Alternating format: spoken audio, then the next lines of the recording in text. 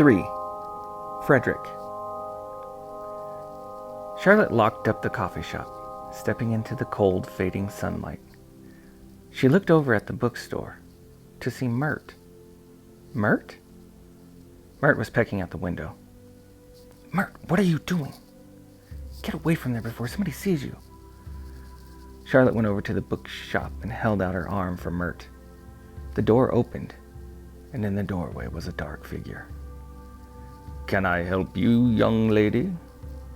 Charlotte almost fainted from fear. I apologize, dear. I didn't mean to frighten you.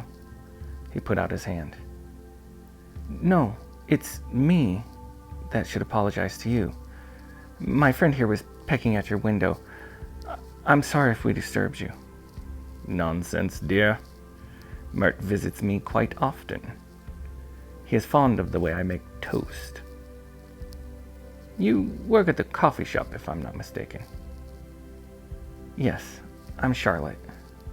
She looked at her watch, aware of the fading light.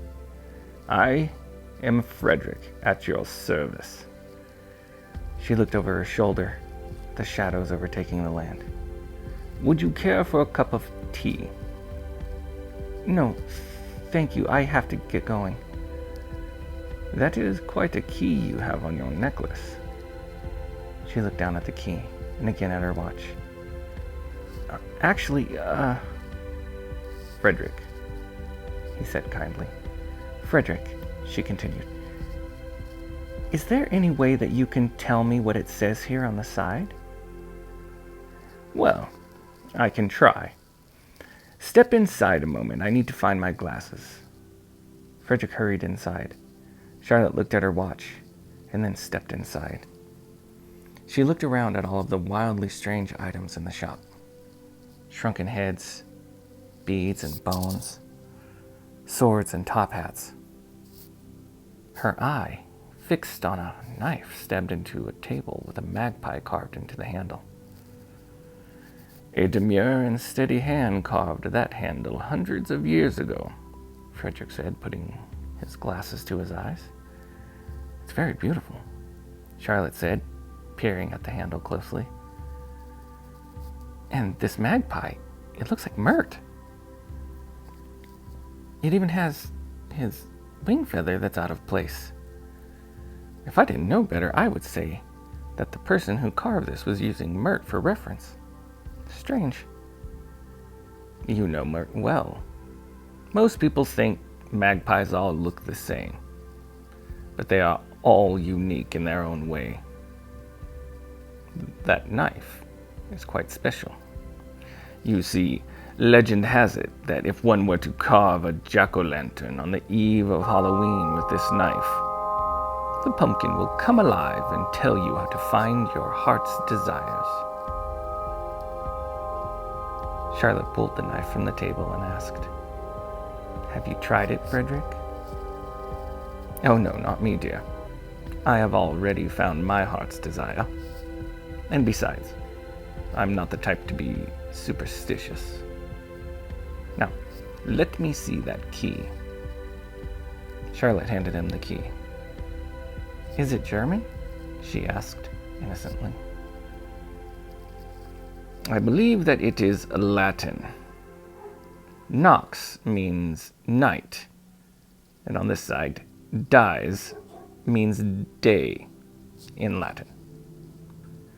Quite long ago, there was an inn up the road a ways called the Night and Day Inn, popular in its day for being a rowdy place of ill repute. It's been abandoned now. There was a series of tragedies that happened there, back long ago, of course, which caused the local school children to dub it the Knocks and Dies Inn. And they would dare each other to knock on the door of the old building to wake up the ghosts inside. This is probably an old key from the inn. Shoot! Charlotte yelled, causing Fredric to start and drop the key. What is the matter, dear? Fredric's kind eyes said through his glasses. I'm sorry, it's just dark. I'd hoped to be home before it got dark. Ah, a touch of the old nyctophobia, I see, Fredric said. What? Charlotte said, trembling at the night. You are afraid of the dark. Charlotte washed in fear. Here, young lady, take this knife for protection, Fredric said, handing her the knife with the magpie on the handle. No, thank you, I couldn't. It's just a silly fear. All fears are silly, and I insist you take this. Fredric picked up the key and held out his hand. If you want to know more about the Night and Day Inn, I suggest you visit the library tomorrow. Speak with Mrs. Eddington. She is somewhat of a local historian. She could tell you for certain if the key came from there. Fredric turned to Mert and said, Make sure she gets home safely, Mert, old boy. Mert, squawked Mert. Thank you, Fredric, Charlotte said, hurrying out the door as Mert followed.